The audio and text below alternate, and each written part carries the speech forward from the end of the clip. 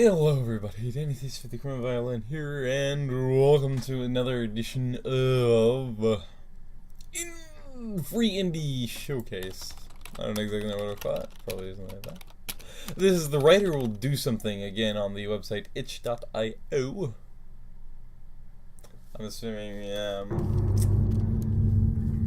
we're gonna have to write something to save somebody or something, but you don't know. On Shattergate, Picture Perfect, the third entry in a once beloved franchise. Fair enough. You never finished the original Shattergate, and somehow didn't play Shattergate Strikes Scoured Lands, even though both games, still glisteningly shrink-wrapped, occupy the same space on your coffee table that they have for the last 14 months. It's not really important how you wound up as the lead writer on Shattergate. You did. The game is 6 months from shipping. Late last week, a team received its first reactions from paid outside consultants, which were unambiguously catastrophic. You're in a meeting room with several others, most of them leads.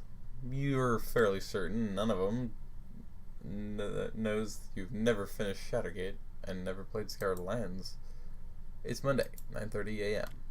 A heavy, damp towel smell lingers. Nice and musty.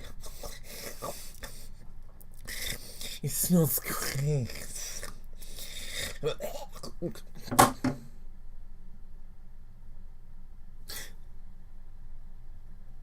You and everyone else here worked through the weekend. You look around. The meeting's attendees are Josh, the creative director, Mike, lead designer, Troy, lead producer, Sean, level designer, Erika, art director. You're done looking. Mike is a systems guy. You know this is because that's how he described himself to you the first time you met him. Hey, I'm Mike. I'm a systems guy. You wondered if that was his way of being brusque or passively combative with you. The unspoken implication being that, as a representative of the holy order of narrative, you and he were destined to gallop towards each other in a battle. But over the last several months, your interactions with Mike have been much less frequent than you once supposed they would be. You chalk this up to the fact that, of all the duties one might expect a video game's lead designer to perform, Mike seems chiefly invested in defeating his coworkers in multiplayer matches, and tweeting gnomic in-jokes about the game at his 1,400 followers. Today we talked weapons balance like it's the most important thing ever. It is. Every afternoon at 4 o'clock sharp, his fist-pounding, controller-throwing antics peel across the studio from the playtest room. Excuse me, stupid tickle in my throat.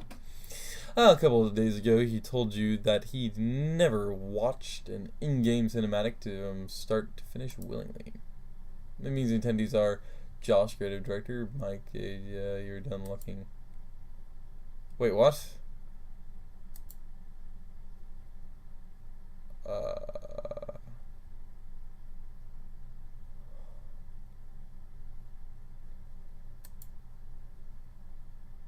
Oh no.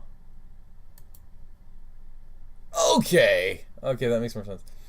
6 years ago, Yosh made Dying Gasp, Metacritic 91 rating, an innovative and highly influential first-person adventure game with minimal combat and poor sales.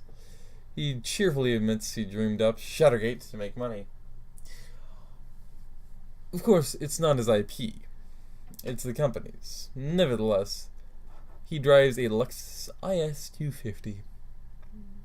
He tried to leave the Shattergate franchise after the Shattergate Strike Scoured Lands debacle, Metacritic 65, later admitting that he failed to push back against the absurd time and production constraints he and the team had clapped upon them. but some lingering attachments to the world he helped create. Yeah, proved impossible to resist. Josh likes to remind team members how much Shadowgate Future Perfect is costing the company. The first time he mentioned the number to you, you had to go lie down. But whenever he mentions this astronomical sum, you feel it feels too vaguely like self-appraisal. Troy, lead producer. Troy is apparently the youngest lead producer in the company's history, and he certainly looks the part. Thin, fair-faced, with an altar boy side part and an array of ironic t-shirts. Your favorite, world's greatest grandma.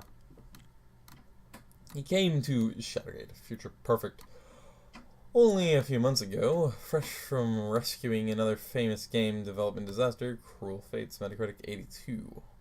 Although he's new here, his lurid tales of impossible odds, recalcitrant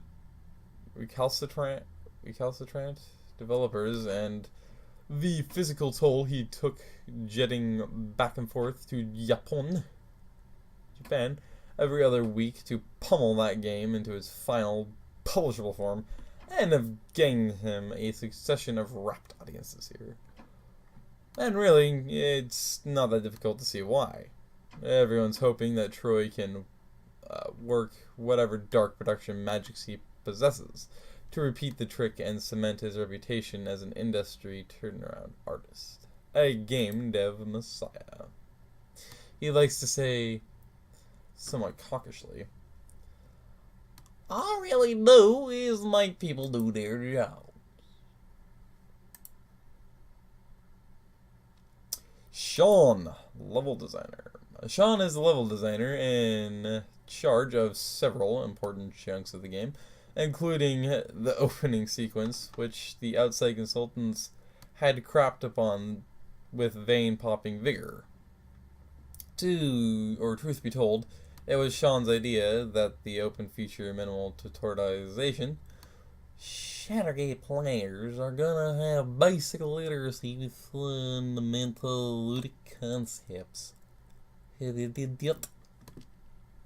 He graduated from New York University Game Center 4 years ago, after which he and 3 friends successfully kickstarted $75,000 in order to commercialize his thesis, Golem Girl, a retro platformer about a Jewish girl made of reanimated skin and her adventures through various levels inspired by Eastern European fairy tales. In interviews leading up to the to Golem Girl's release, Sean scoffed at what he called the interactivity, which he regarded as a betrayal of the language games are intended to speak. It took you a while to realize he meant any video game that he told you how to play it, or essentially every commercial game he ever made, which I don't think that made any sense. Sean also once told an interviewer that his personal idea of hell would be working for a big AAA developer. After a torturous extended development process, Golem Girl finally went out to its backers. Yash told you once that it sold under 1,000 copies. Erika, art designer. Erika came to game development from Hollywood, California, or Florida, Piedmont. And you have noticed that she likes to talk about Hollywood as though it were one monolithic set of beliefs, practices, and aspirations, like pretty much anybody else from that area. Ugh. No offense, but it's not okay. Alright, she claims to regard video games as the next big step, but has never, as far as you know, to describe what this big step putatively leads toward. Big words, I know no things. As you can tell by how I read it. What? of everyone on the team, she is... I just buzzed my teeth together. She is simultaneously the most passionately devoted to getting to quality, and the least concerned with defining what quality is. She's been known to spend 45 minutes, apparently I had to part myself, explaining why a window shouldn't go there. An hour and a half on correct, god damn it, a correct doorknob height. Behind her back, she's called the professor. The level designers just want to slap down geometry and go, but Erica wants everything on screen to be perfectly positioned, symmetrical, and idiotically to natural CD. Perfectly lit and perfectly designed. The end result is testers bathing in the sensuous visual caramel of her environments. God damn it.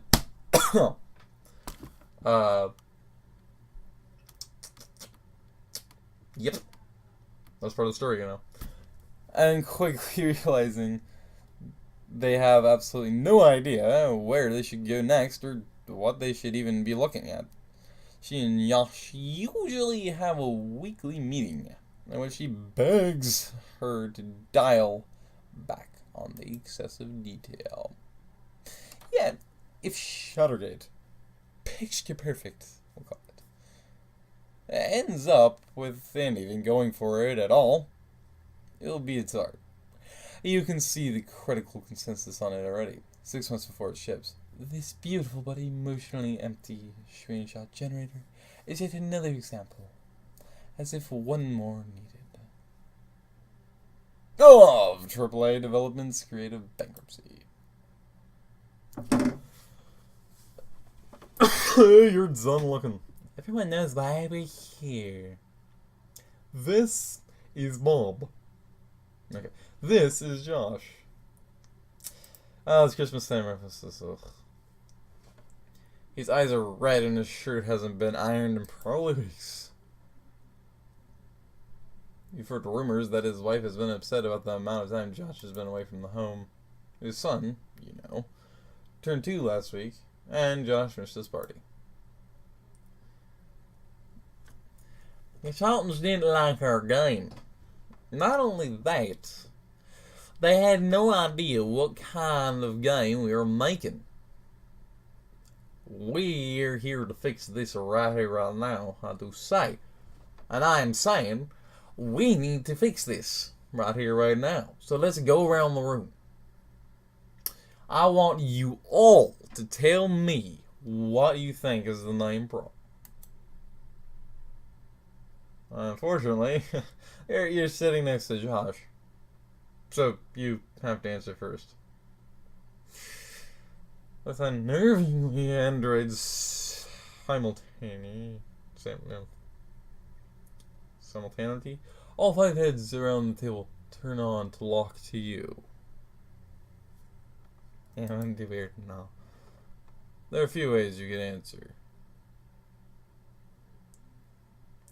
Play it safe. Start with the play test report, like if something's delivered. Stick to the facts and try not to place blame. Go for a consolatory approach, noting that as the writer, you share some responsibility for the game's poor showing. Be brave and say what's really on your mind. The project has lacked clear direction for years, which is why it's a mess now. Yes. Say, the consultants, because this is my voice, the consultants, I think, can't figure out what kind of game we're making because we don't know what kind of game we're making ourselves. I've been here for 14 months, and I still don't know whether we're making a cinematic game or emerging combat-driven game. Which impacts me in a million or really more ways, but idiot. Is our player character someone the player is supposed to inhabit or someone he's supposed to portray. There's a huge difference story-wise. Josh puts his hands on the surface of the conference table as though to steady himself. It's both. I can't remember what voice he gave to who. Grop! He's angry now, you can tell, but doing his best not to give away just how angry he is. You know what? Every goddamn you and I have the same conversation, and I always tell you the same thing. Jon Snow. We're giving players the freedom to choose how they approach our world. It's kind of our job, your job, to build characters and situations around that experience that they'll never forget. Troy, possibly coming to your aid, and there's potential, but probably not, says, you know, when I think of the colloquial Shuttergate experience, I always come back to the Hydra fighting season 1. It's big but controlled. It's got choices, but it doesn't feel quite English. Josh nods. I love that fight, but yeah, I love that fight. That was great. There was no discrepancy there. For a brief, terrifying moment, it looks like he might actually cry. Oh God, why would you do that? But look, this all goes to my point. We do know what kind of game we're making. By and large, we've made the game. We intended to. We made the game we intended to make. I have a stutter now. I don't understand, son. But somehow this isn't getting across to players. How to communicate? I don't think just better. That's really why we're here today. Actually, Sean says, I do something really clever with that in Dark Souls. Good, yeah, damn it, John says, rolling his head, lolling back. Whoops. I told you again and again. That's particular game's example is not even relevant here. I'm having too much fun with this now. Troy is staring out the window now, his face fixed in a smile. He's a fan of Dark Souls. Oh, he's a fan, alright. So is Sean. So are you. But that's because it's protocol I'm forced to. If I don't, it's against protocol to say, but I'll be killed. What? What? Whatever. Even Josh has played a fair amount of Dark Souls. You know this from the amount of trophies he's racked up.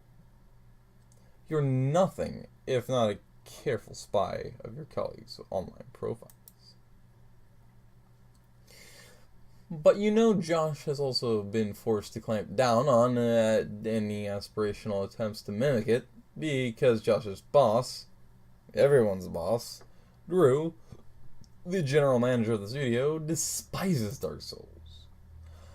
According to stacks of market research studies that apparently spontaneously generate on Drew's desk, Dark Souls doesn't represent what typical consumers want for their games.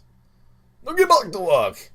It does well with the core, you can see, but when you're spending Shattergate amount of money, Dark Souls becomes commercially unviable.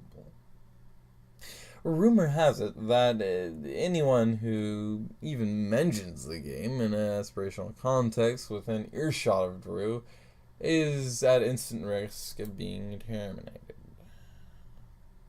The room is quiet for several seconds. Josh leans back in his chair. You're pretty sure everyone's thinking of Dark Souls. Finally, Josh says, "Yeah, no, it sounds like more than anything, we've got a writing problem on our hands." Without looking at you, he gets his feet and hands, or head, for the dry erase board. Oh, and hands for the dry erase board. Then he grabs, like, going over my face, like I'm actually starting to feel the pain as a writer. Because I actually am a writer myself. That's why I don't really read books, is because I don't want anything. So I'm, like, starting to feel pain. It's like, oh. Oh, goddamn. Don't be so that rude. Then he grabs his beloved blue marker. Glyphs and boxes begin to form under his swiping circling hand. Oh god, analytics. Let's walk through our introduction level. All of it. Step by step. Increment by increment. Microscopic little detail by microscopic little detail. Erica, you'd be on to be proud of that. If you're not, and you're fired. Now, let's see here. I want to put all the dialogue under the microscope. All the objective strings. Well, just timings. Maybe retool environments to improve the flow. Environment content is complete. Right. Environment content is complete. I say contact, oh well. Frequency. There you go. Same time period, another movie. Let's step back here for a moment. Okay. Arachnophobia. Okay, now we can step forward. Arca says, he's back to the room. Josh breathes in and breathes out. Yes, I know. Just making sure, you know. I'm taking myself way out of context. I know. Josh's whiteboard scribbling turns squeakily ferocious. This is important. We do not have a choice here. We need to get this exact aspect right. If the first 90 seconds of our game don't melt the people's faces off, or make them schmexy for them, or make them tweet that back, then guess what? We've lost them. We've lost them to Gears, Call of Duty, and Minecraft. Who like Minecraft? Minecraft is awesome. Wait, no. Minecraft is awesome. Sin. Moxies. Oh, Zoe, you were just arriving. Yash turns back to the room. Behind him is what you vaguely recognize as Sean's opening level layout. Guys, anyone here remember our design document? Anyone? No? Remember how we were gonna set the table story-wise? Super that says GCA 1009. 5 years before the schism. Then, BAM! We drop you right into the action. Shuttle-a-boom! He puts his hands out. Mold the microphone. Get all your schmexy faces. Is suddenly looking like a frat boy. Better and rumpled. button-down shirt. It's because he is. What? What happened to that? We have 6 minutes of cinematics right up top. Why do we front load all this other crap into our game? You tell the truth and remind Josh that the big Gabby opening cinematic was something he drew. He and Drew asked you to write. You tell the truth and admit that the opening cinematic is not your best stuff. You tell the truth and bring up the fact that the cold open was tried, implemented, and ultimately rejected as too abrupt after several plays.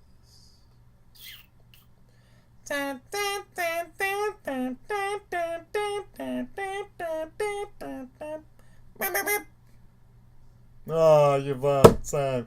John, would you like to answer this one? God damn it. You say, we tried that opening, the cold open. Everyone hated it. Remember that? I realized that they realized that. Josh says, the problem is that everyone hates what replaced it even more. So let me ask you, do you think we gotta have a strong open? You open your mouth, but Erica speaks first. It's garbage, guys. I haven't even been crazy about any of the scripts. I'm sorry. I'm just being honest. In Hollywood, you have a whole group of story specialists who hammer on the beats together in a room and suggest them to common stress tests. Subject them to common stress tests. I feel like we never did that. The story was what you and Josh cooked up behind our backs. That's not fair, Josh says.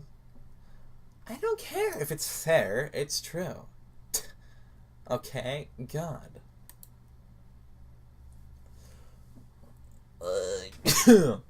We're not gonna get anywhere if we keep pointing fingers like we always do, Troy says, using his producer tone. A higher pitched, suspiciously reasonable sounding voice, nevertheless devoid of all collegiality, and emotion. Who's saying that, though? Now, based on what I'm hearing, we have 2 options.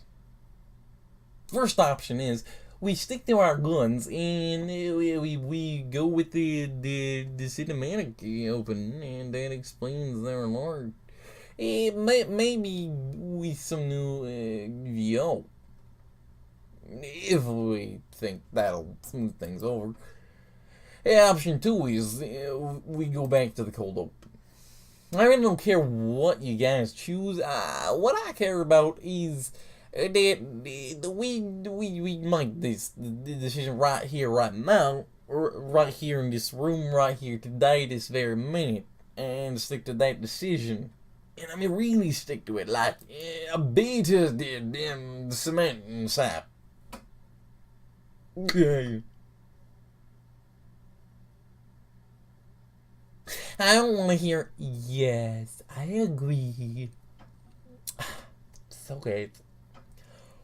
Now, and then learn your all talking shit about our decision later to your departments. Because guess what? After today, this ship has sailed.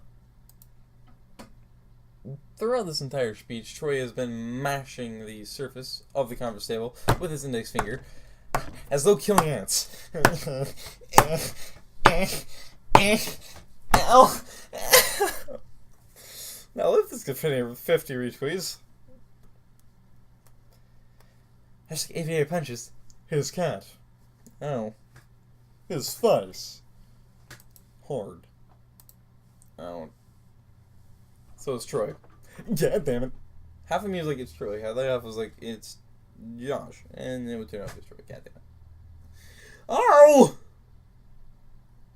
I'm gonna have ridges all over my fingers now later. Ridges as hell.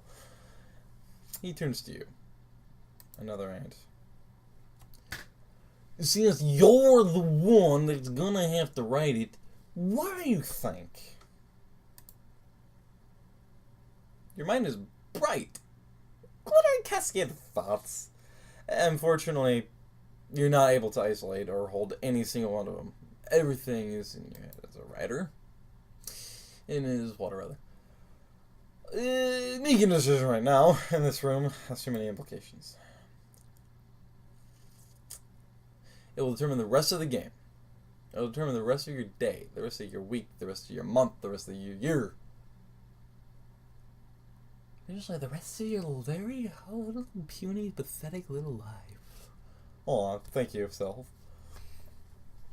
Part of you wants to ask the room if there's an example of another game out there that has done a cold open particularly well, but you're worried Sean will start talking about Dark Souls again. Oh my god. Oh my god! Holy shit. Well, rip in pieces. I don't know how long this thing's gonna go on. Oh my god. I could have selected one of those then.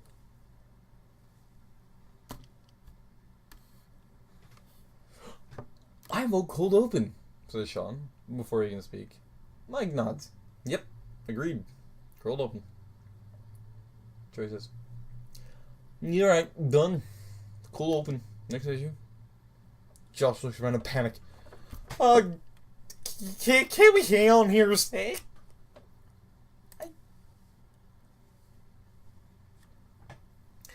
Troy smiles at him in a sad, condescending way.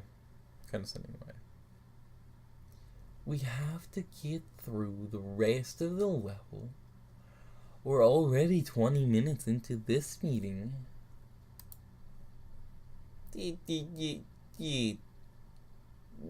Sorry. Obviously, Josh isn't sorry. But I don't think the cold open is gonna work. We have to really, a lot of really important context to establish. Critics eat that shit up, man.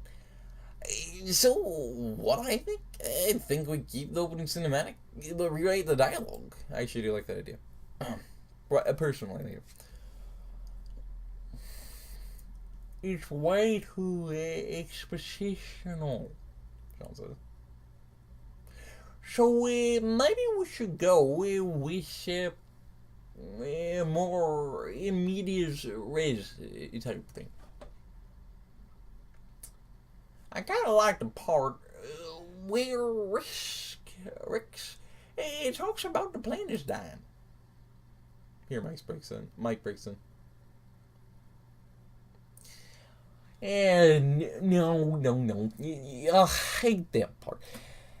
It's just random bullshit about some planet that the player's never even heard of. Why would he care? Or because, Sean says, the planet is dying. It's all very sad, Mike. Mike goes dead-eyed. The player needs to feel that loss in gameplay. Sean nods at him indulgently. Sure, yeah. I look forward to the system you've devised to communicate the entry. Why? Troy says. Isn't that why we put all the effort into building emotional connections and all that, right? He's quoting one of Josh's development mantras here with riskily obvious dubiousness. Through Rick's companions. But nobody seems to have heard him. Or nobody chose to have heard him.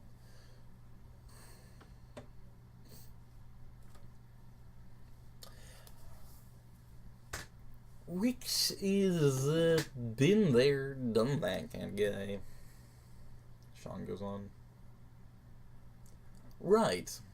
What if he's just like John does his best, which is to say wildly unsuccessful.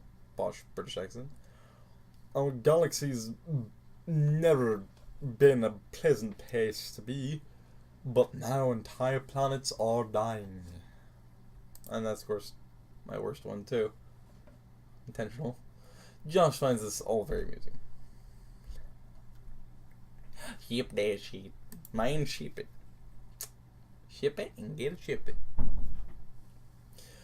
Yeah, triggers. Ship it.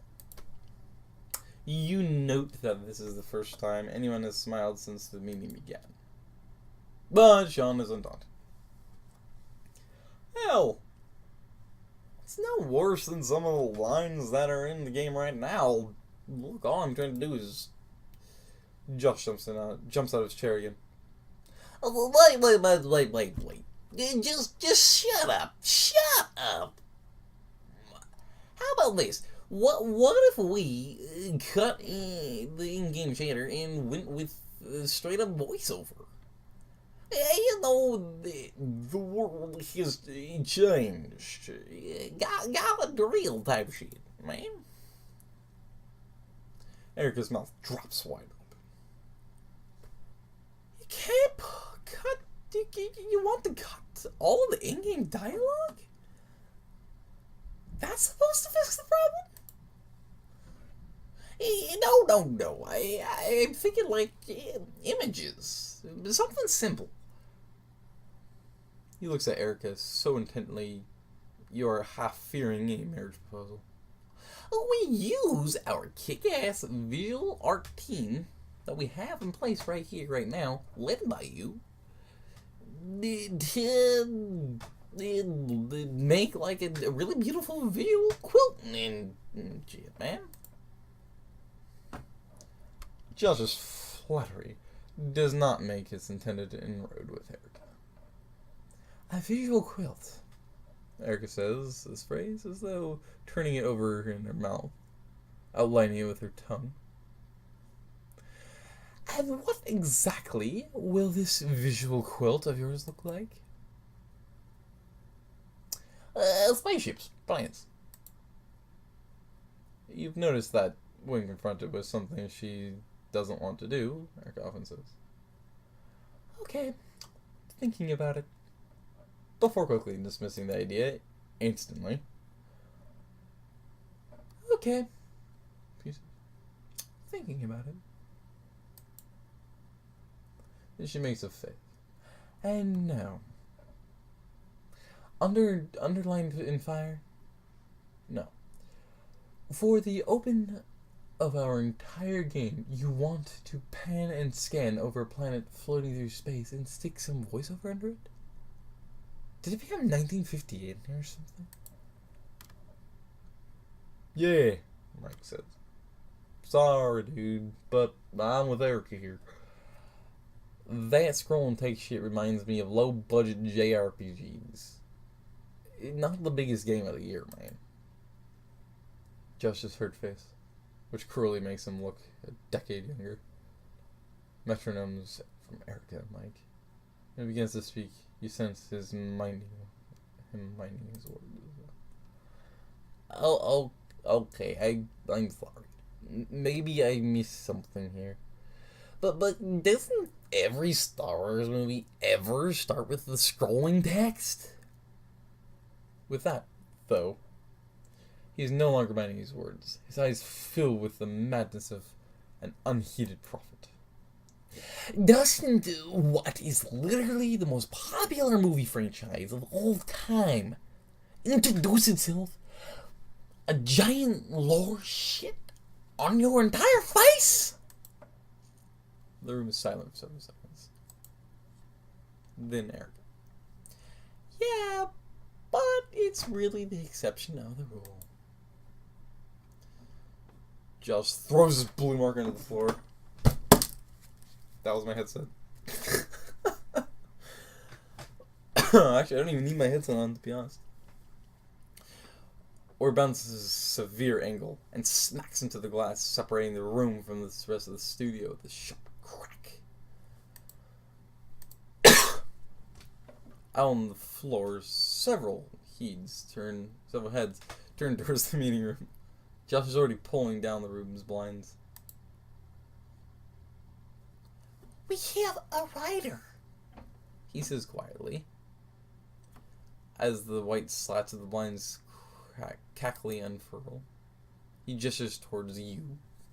Me. Hit myself in the face for the process. Ow. our rider will do something.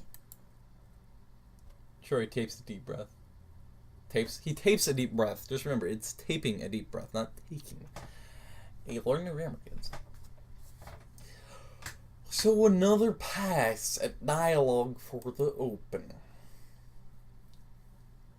Yeah, if that doesn't work, we go with the cold open. Erica and Michael look at each other. The table, each other. Josh, still staring at Troy, pretends not to have noticed their subtly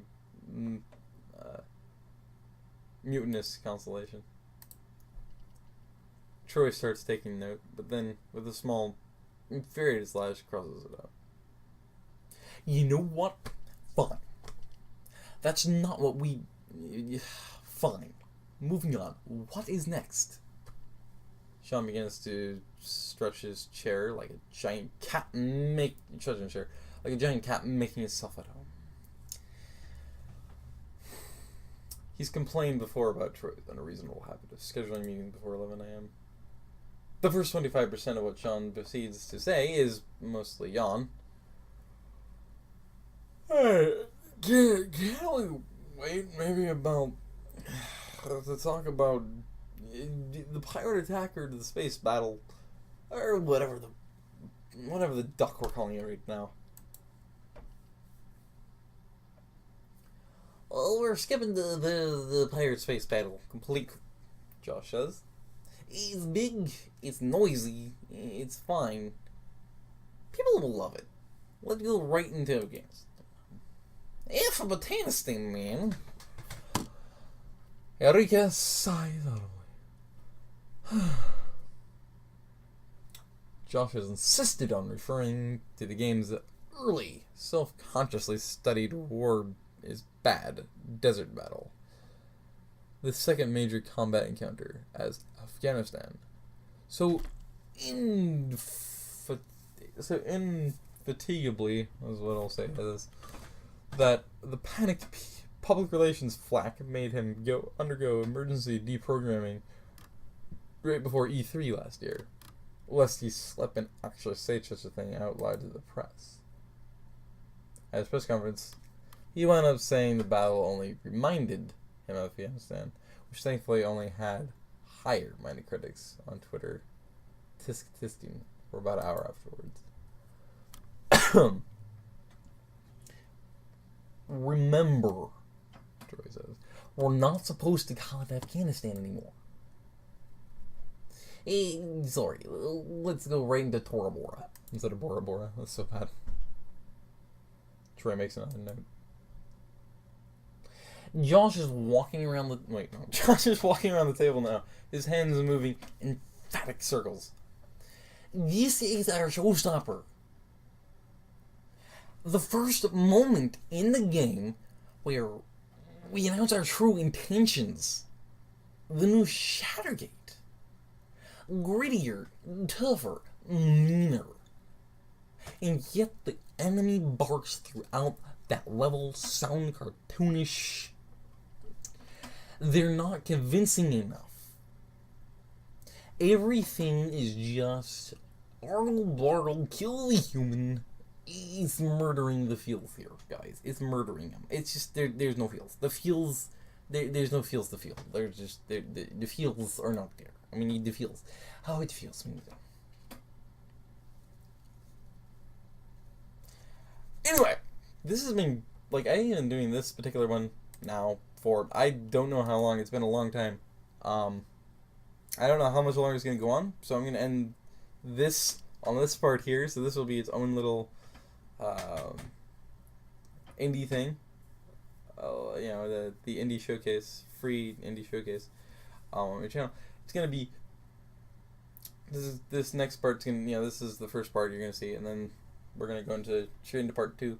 I'm gonna keep recording here. I'm just gonna go get water and stuff in between. But with that being said, I went down to for the Criminal Violin. I hope you enjoyed. If you did, please leave a like, comment, and subscribe.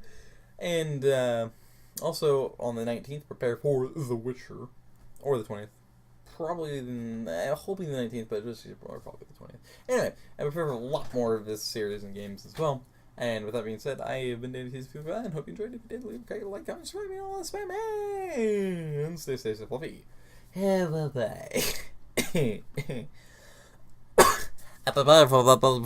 More Josh. More Josh. Bye-bye.